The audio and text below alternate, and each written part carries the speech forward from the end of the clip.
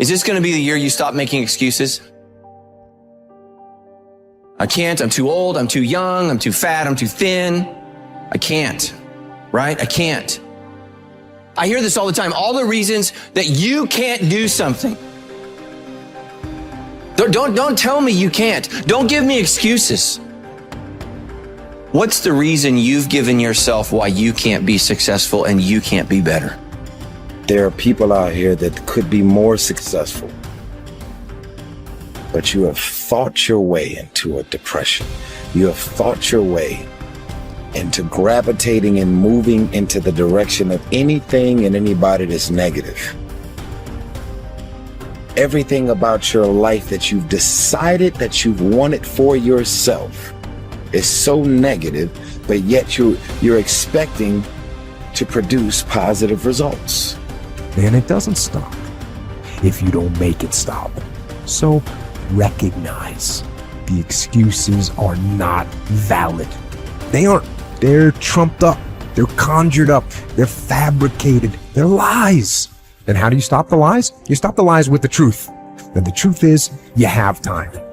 You have the skill. You have the knowledge and the support and the willpower and the discipline to get it done. A lot of you are trying to find inspiration and motivation with a depressed mindset. You're depressed because you're not doing with yourself. You don't find inspiration by not living in the grip of life. You need to live in the grip of life to find inspiration. Put challenges in front of yourself. When you put a challenge in front of yourself and you attack it, that's when you find inspiration. If you want all these things in life and you're just thinking that by some miracle of life it's going to magically happen, you got to wake up. The only way to get what you want in life is to get to work and go and get it. To look at all your adversity and all the excuses square in the face and push yourself out of your comfort zone to achieve what you want. I'm not going to allow things that I have no control over to control me. The only way to go about doing the work is get raw and get intense, get angry and aggressive, and make it happen for yourself. These test days, guys, these are the days that test your qualities. They test your characters. They test who you think you are. They test your fortitude. They test your endurance, your discipline, your grit, your dedication, your determination, your mental toughness, your character. Everyone wants to feel like a winner. And feeling like a winner requires that you win. You get the feeling of the winner by completing a task 100. When you do this repeatedly, eventually you develop the habit of completing the tasks that you begin. When this habit of task completion locks in, your life will begin to improve in ways that you cannot today imagine. In psychology, the reverse is always true. The incomplete action is a major source of stress and anxiety. In fact, much of the unhappiness that people experience is because they have not been able to discipline themselves to follow through and complete an important task or responsibility. If you have ever had a major assignment that you have been putting off, you know what I am referring to. The longer you wait to get started on an assignment and the closer the deadline approaches, the greater stress you experience. It can start to keep you up at night and affect your personality. But when you finally launch into the task and push it through to completion, you feel a great sense of relief and well-being. It is almost as if nature rewards you for everything that you do that is positive and life-enhancing. At the same time, nature penalizes you with stress and dissatisfaction when you fail to do the things that move you toward the goals and results that are important to you. Pick something, right? Pick something, a nameable goal, and then try to implement it. And what'll happen is you'll learn a lot by trying to implement it. And one of the things you might learn is what a slightly better goal might be. You know, because if you try something diligently and you succeed or you fail, you're going to learn from the effort expended in the detailed implementation of the goal. It's going to inform you. It'll also transform you physiologically. It does that at a very basic level, neurophysiological level.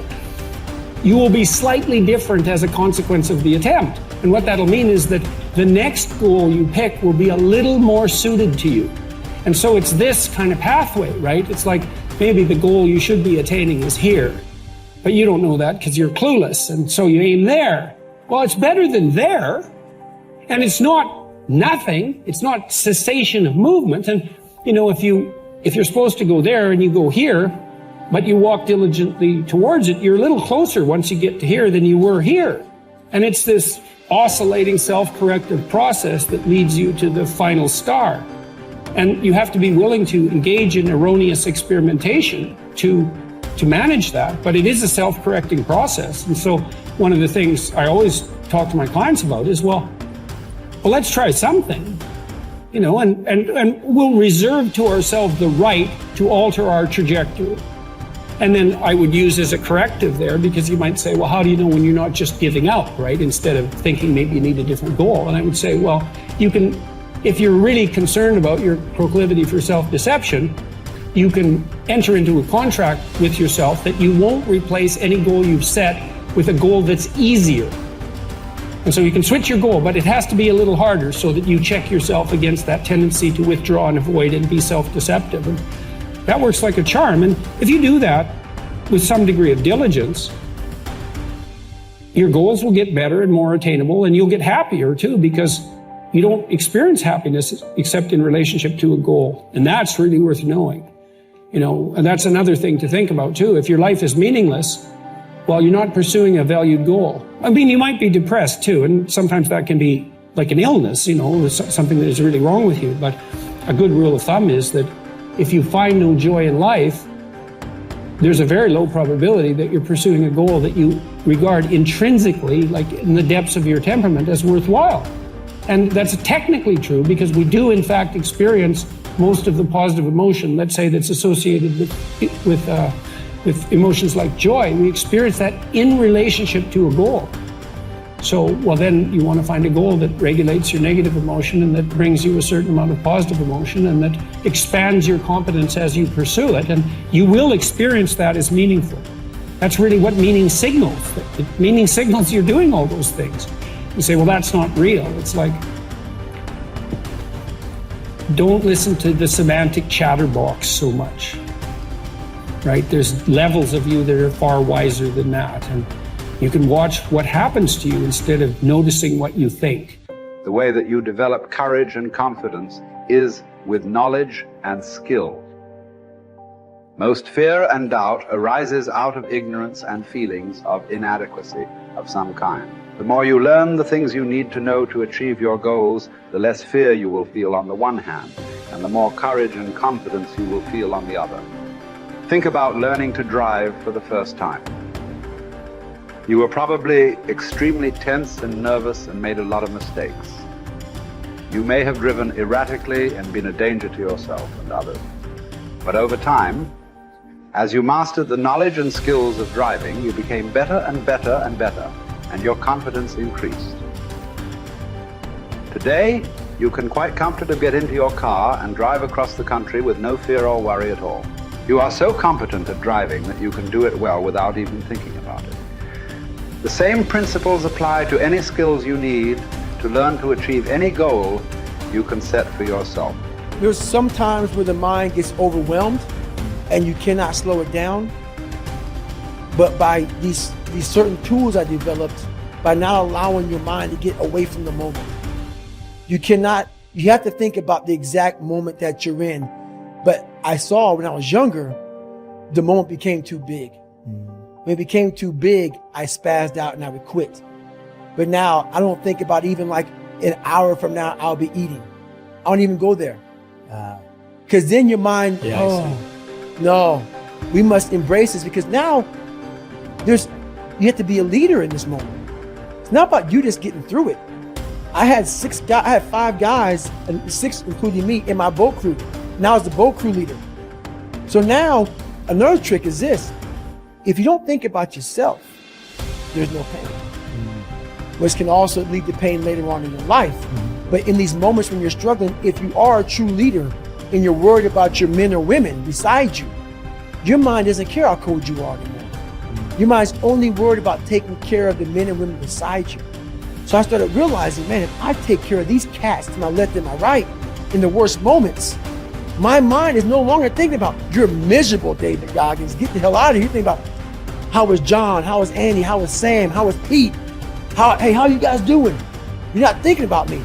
So there's so many things you can do to get outside your own head to then allow your body to just be like, hey, we're just a machine. But you have to let your mind be able to process all these different tactics to do that. Take a different vantage point in life. When you are in the hell, you can't see the beauty of being in it when you're in it. Get on top of that mountaintop in your mind. Get on top of that mountaintop and look down on what you're doing. You can see a whole different world, and that world is beautiful. But you gotta get a different vantage point in the suck. Don't be in it. Spiritually, get out of it. Get that soul. Look down on what you're doing. Be amazed by the process of where you're at now and where you came from.